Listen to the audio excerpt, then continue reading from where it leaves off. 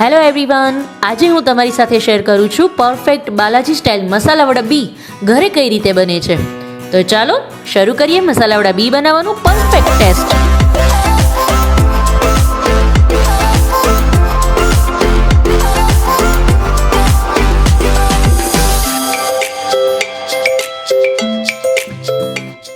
મહાદેવર friends, તમારું સ્વાગત છે મારી ચેનલ ગુજરાતી ઝાયકા હબમાં. આજે આપણે બાલાજી જેવો જ ટેસ્ટ પરફેક્ટ મસાલાવાળા બી બનાવવાના છે.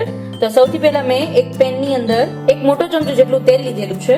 તેલ ગરમ થાય એટલે એમાં 1 ટીસ્પૂન જેટલી હિંગ એડ કરવાની સૌથી પહેલા, અને પછી મેં જે બી છે ઘરના જ બી છે જેને શેકી અને ફોતળા ઉતારી અને રેડી કરીને બબે ફાડા કરીને રાખેલા છે, બી એડ કરી દેશું. પછી એની અંદર હું એડ કરું છું, એમાં 2 ચમચી જેટલો હું કશ્મીરી લાલ મિર્ચ પાવડર એડ કરું છું. 1 ટેબલસ્પૂન જેટલો ગરમ મસાલો એડ કરીશ. 1 ટીસ્પૂન જેટલી હળદર એડ કરશું. સ્વાદ પ્રમાણે મીઠું એડ કરશું.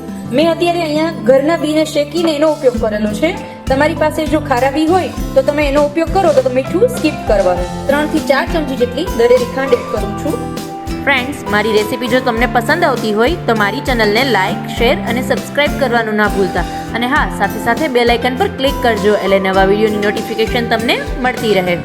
અને હવે લાસ્ટમાં મારું સુપર ઇન્ગ્રેડિયન્ટ સંચર જે છે 1 ટીસ્પૂન જેટલું સંચર એડ કરું છું અને એને બરાબર મિક્સ કરી લેશું.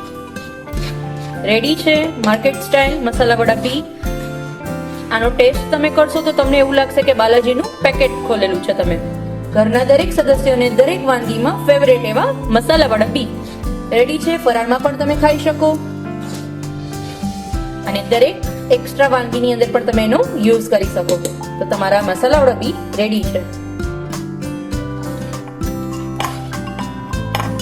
એરટાઇટ કન્ટેનરની અંદર તમે એને ઓછામાં ઓછા 2 મંથ સુધી સ્ટોર કરી શકો છો. તમારા મસાલાવાળા બી એકદમ સરસ રેડી છે.